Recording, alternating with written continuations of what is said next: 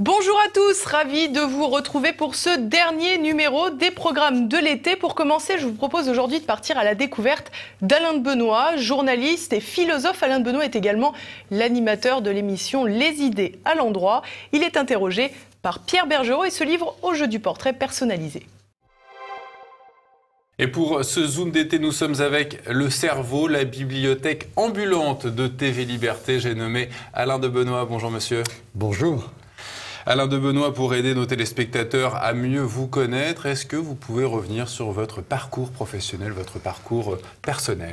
Vous savez, quand on arrive à mon âge, le parcours il est déjà un peu long.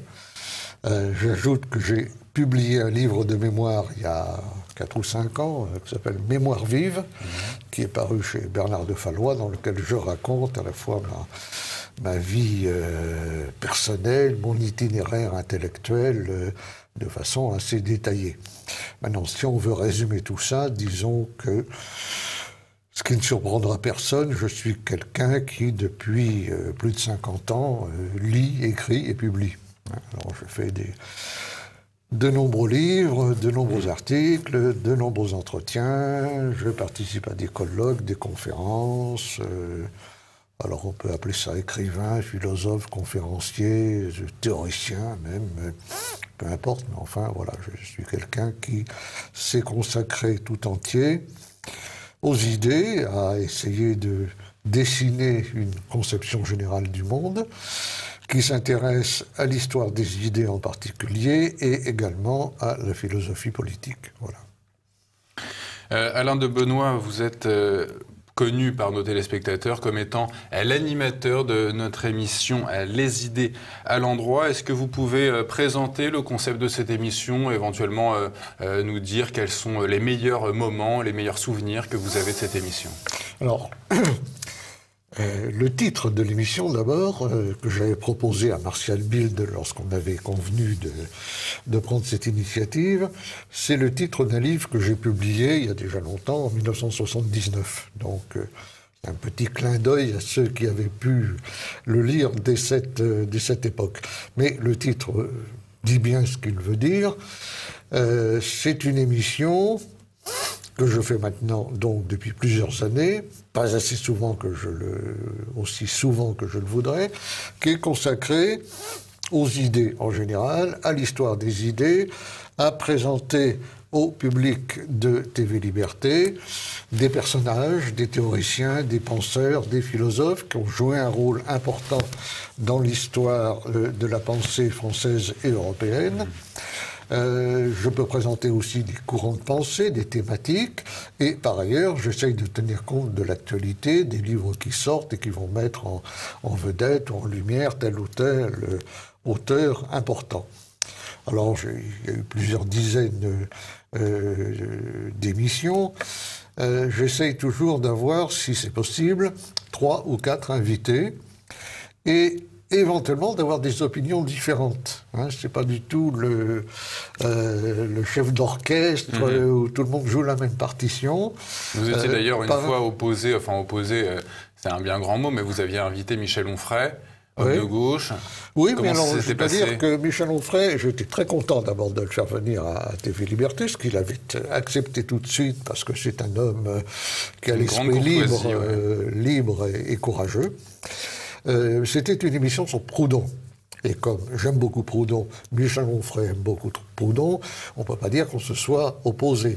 Mais pour prendre un autre exemple, j'ai fait il n'y a pas très longtemps une émission sur Oswald Spengler, l'auteur du célèbre livre Le déclin de l'Occident. Et j'avais fait venir un Spenglerien, un universitaire belge, qui s'appelle David Engels, qui lui est tout à fait dans les idées de Spengler, et un spécialiste français de Spengler qui s'appelle Gilbert Merliot, qui est extrêmement compétent, et qui lui n'est pas du tout sur les positions de Spengler. Donc ça permettait de mettre face à face des positions qui n'étaient pas les mêmes, ce que je trouve important. Je crois que dans le domaine des idées comme dans le domaine de la politique, le consensus est toujours illusoire ou à la limite un peu ennuyeux. S'il y a dialogue, il ne faut pas que ce soit un monologue à plusieurs.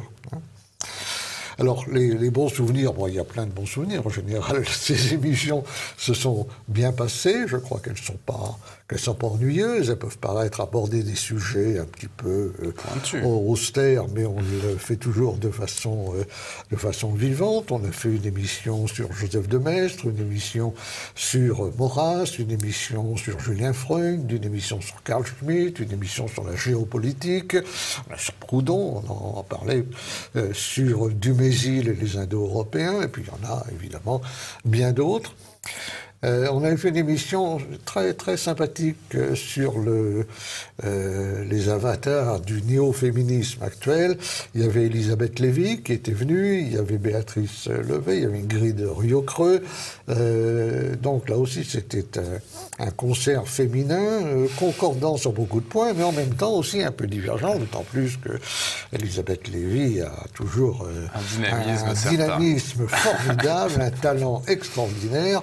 Et oui, c'était vivant. C'est un peu ça que j'essaye à chaque fois.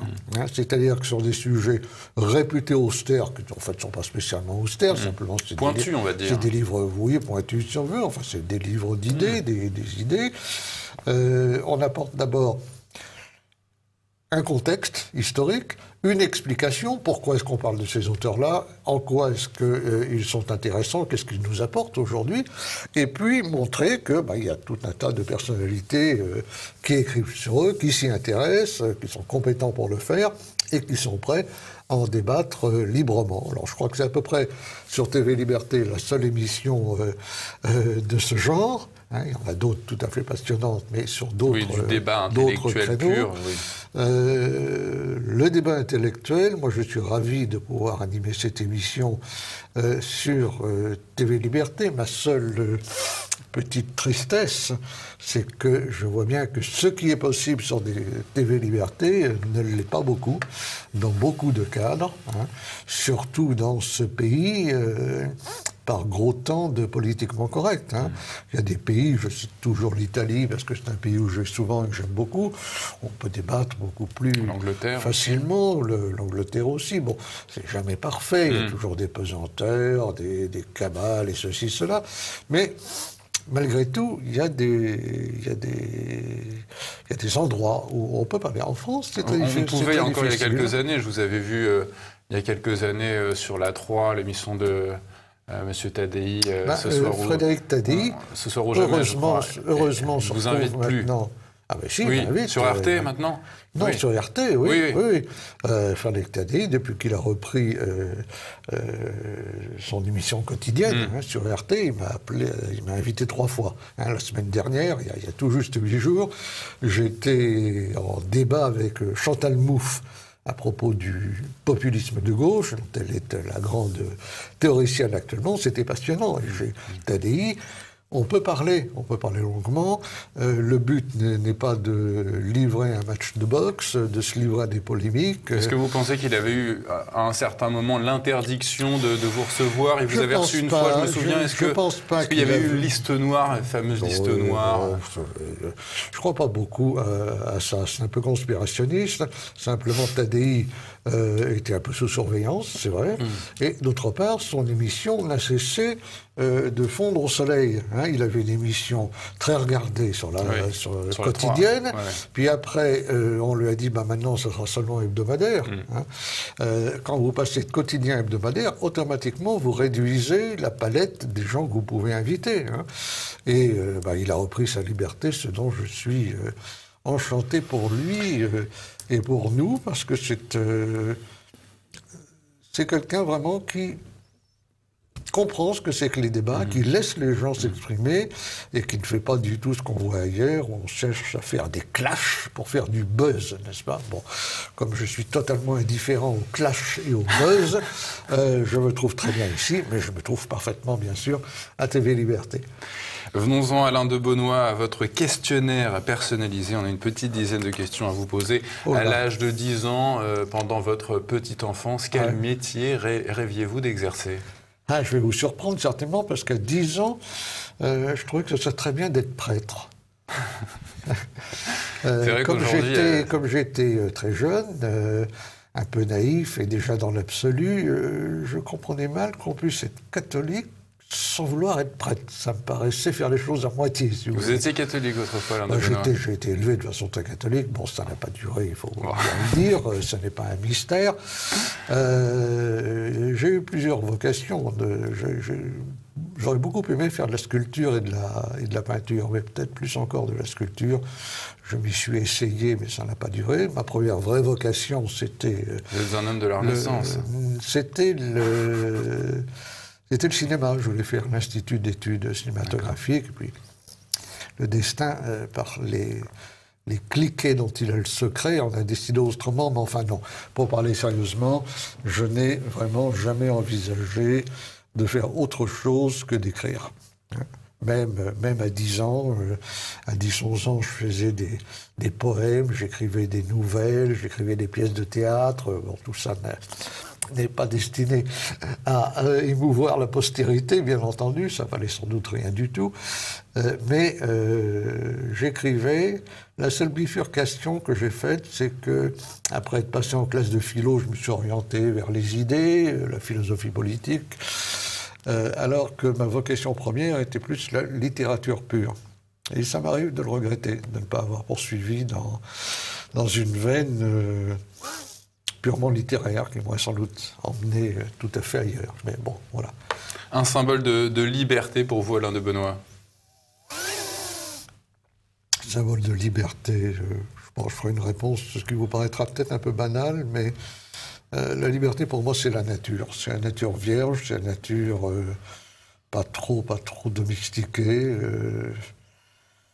C'est ça, ce qui la pousse. déesse nature? La déesse nature ou la nature tout court, ce qui pousse en liberté. Au fond, on reste toujours un peu libre si on a la possibilité de regarder pousser des fleurs. Ça paraît un peu simplet, mais je ne suis pas sûr qu'on aura toujours cette liberté. Un défaut insupportable à vos yeux, Alain de Benoît? Oh, il y en a pas mal, ça. Le pire? Le pire, c'est le sectarisme, à mon avis. C'est le sectarisme, que ce soit le sectarisme de gauche, le sectarisme de droite, d'ailleurs. C'est la psychorigidité, le sectarisme, l'intolérance, le manque de générosité... ou alors, à l'inverse, le contraire du sectarisme, qui est l'opportunisme. C'est-à-dire, les secteurs sont dans le rigide, et l'opportunisme, lui, il est d'une plasticité, puisqu'il recherche finalement toujours son meilleur intérêt. Non, voilà, ce sont des gens que je n'aime pas. Qu'est-ce qu'il y a de gauche en vous, Alain de Benoît, politiquement, j'entends, ou même philosophiquement? Alors, difficile de répondre, d'abord parce que, comme vous le savez, je ne suis pas de ceux qui pensent que le clivage droite-gauche existe encore énormément. Je peux admettre qu'il y a des tempéraments un peu de droite et de gauche, etc. Pour vous, c'est libéral ou antilibéral? Entre autres. Je dirais, d'un point de vue plus personnel, que j'ai quand même souffert toute ma vie d'être confronté d'un côté à la paresse intellectuelle de la droite et de l'autre côté au sectarisme de la gauche. Pour dire les choses autrement, il y a chez moi un homme de gauche qui n'aime pas beaucoup la droite et un homme de droite qui n'aime pas beaucoup la gauche. Alors qu'est-ce qu'il y a? L'arrogance de droite, les donneurs de leçons de gauche. Oui, bien sûr. Si vous voulez, la droite a une grande caractéristique qui est à la fois une qualité, mais de mon point de vue, c'est aussi un défaut. La droite est essentiellement réactive, plus que réflexive. Réactive, ça veut dire qu'elle marche à l'enthousiasme ou à la fureur, à l'indignation, etc. C'est bien, hein, il le faut. Mais dans le passé, en tout cas, parce qu'aujourd'hui la pensée de gauche est complètement du domaine de l'encéphalogramme plat, autrefois la gauche théorisait, enfin bon, il y avait quand même énormément de choses qui ne retenaient d'ailleurs pas beaucoup l'attention de la droite. Non, ce que je retiens de la gauche, c'est, je dirais, je n'ai pas peur du mot, c'est le socialisme, c'est le commun. Je crois que rien n'est plus important que le commun, la lutte contre le capitalisme libéral, contre la logique du profit, contre l'axiomatique de l'intérêt. Et de droite, un certain nombre de valeurs qui sont des valeurs immémoriales. Le travail non, pas le travail. Le travail, vous savez, dans l'Antiquité, c'était mal vu. Le travail, ça vient de tripodium, qui est un instrument de torture. Non, c'est pas le travail. Il ne faut pas confondre le travail et l'activité. Le travail aujourd'hui, ça se confond avec le salariat, qui est une nouvelle forme d'esclavage. Non, c'est le courage physique et intellectuel, le sens de la parole donnée, le sens de l'amitié, tout ce qui tourne finalement autour de l'honneur. C'est pas la morale du péché, pour moi, c'est l'éthique de l'honneur. Voilà. Est-ce que vous avez une devise, Alain de Benoist, une citation préférée? Il y a une devise de la famille de Benoist, que je n'ai jamais d'ailleurs indiquée nulle part, qui est « du goût, de l'ordre, de la patience et du temps ». Ça vous va assez bien? Ça, je m'y reconnais pas trop mal. Bon, cela dit, c'est pas transcendant. La citation classique, la devise classique, c'est celle de Guillaume d'Orange, bien connue. Il n'est pas nécessaire d'espérer pour entreprendre, ni de réussir pour persévérer. Mais c'est plus des devises que des citations. Moi, j'aime bien les citations. J'en fais souvent. D'ailleurs, parfois, on me reproche de trop en faire. Donc, j'ai que l'embarras du choix. Une citation de Nietzsche que je trouve assez forte. Il n'y a pas de phénomènes moraux, il n'y a que des interprétations morales des phénomènes. Ça, je trouve que c'est assez fort. On monte déjà dans l'étage, là. Oui. Il y en a une de Barbé d'Aurevilly qui est assez drôle. Il dit le royaliste réactionnaire du 19e. Non, plus abstrait que ça. Le poison n'existe pas, seule la dose est mortelle. Et puis, il y en a encore une autre, un peu mélancolique, mais ça, c'est à usage personnel. C'est de Proust, qui dit « Les idées, au fond, ce ne sont que des succès d'années de nos chagrins ». Là aussi, ça donne à réfléchir. Avec quelle, justement, et peut-être avec Proust, quelle personnalité auriez-vous aimé dîner, Alain de Benoist? Tous. Non. Une seule. On ne peut pas répondre à Vivante ça. Vivante ou morte? Non, parce qu'il y en a tellement de passionnants que c'est totalement arbitraire. J'aurais bien aimé débattre avec Saint-Augustin, par exemple. C'est un peu prétentieux, mais ça aurait certainement été passionnant. Mais il y a plein de gens. J'ajoute que, en général, quand il y a de grandes personnalités qu'on admire, qu'on finit par rencontrer pour déjeuner ou dîner avec elles, par exemple, on est très souvent déçus. Donc je crois que les admirations se maintiennent à distance, ça vaut aussi pour le passé. Et lors d'un dîner, qu'est-ce que vous avez l'habitude de boire, Alain de Benoist, pour vous remettre en joie, vous remettre le cœur à l'épaule, comme on dit Je ne suis pas un très grand buveur. Je suis pas un très grand buveur. Si je vous dis que je préfère le vin blanc et le vin rosé au vin rouge, je serais déjà immédiatement collé dans les gens qui ne connaissent pas le vin. J'aggraverai mon cas en disant que j'aime bien le tea punch aux Antilles et le saké au Japon. Donc les choses, vous voyez, sont un peu compliquées. Sont un peu compliquées, mais avec moi, c'est jamais tout à fait simple. Vos vacances idéales, Alain de Benoist, si vous êtes un homme qui a l'habitude d'en prendre? La réponse est très simple. Les vacances idéales, c'est pas de vacances du tout. J'ai pas pris de vacances depuis 40 ou 45 ans et je ne le regrette pas un instant. Alors parfois, je me retire à l'écart pour travailler à la campagne, par exemple, mais ça, c'est pour travailler plus au calme. Les vacances, ça m'assomme absolument. Du coup, si je vous pose cette question, que lisez-vous sur la plage? Ce que j'aime beaucoup, c'est voyager. Mais pour moi, le voyage et le tourisme, c'est exactement le contraire. Le tourisme, c'est le contraire du voyageur. Vous êtes plutôt dans le voyage culturel que dans le voyage farniente, j'imagine. Oui, rien faire, je trouve qu'on s'ennuie terriblement. Alors lire sur la plage, je ne lis pas sur la plage, d'abord j'ai horreur d'être sur la plage, on met du sable dans les livres. Non, ça, c'est rien pour moi. Bon, eh bien, écoutez, merci nos chers téléspectateurs de nous avoir suivis. J'espère qu'ils connaissent un petit peu plus maintenant la personnalité d'Alain de Benoist, qui, je le rappelle, est l'animateur de l'émission Les Idées à l'endroit. Est-ce que, dernière question rapidement, vous avez un thème pour votre émission à la rentrée? Pas définitif, donc je ne vous le donnerai pas. Il y en a plusieurs. Cours de travail. Merci de cette occasion de s'expliquer. J'espère que ça ne va dissuader personne, évidemment. Au contraire, de regarder cette émission où il y aura, j'en suis sûr, plein d'invités passionnants. Merci Alain de Benoist. Merci à vous.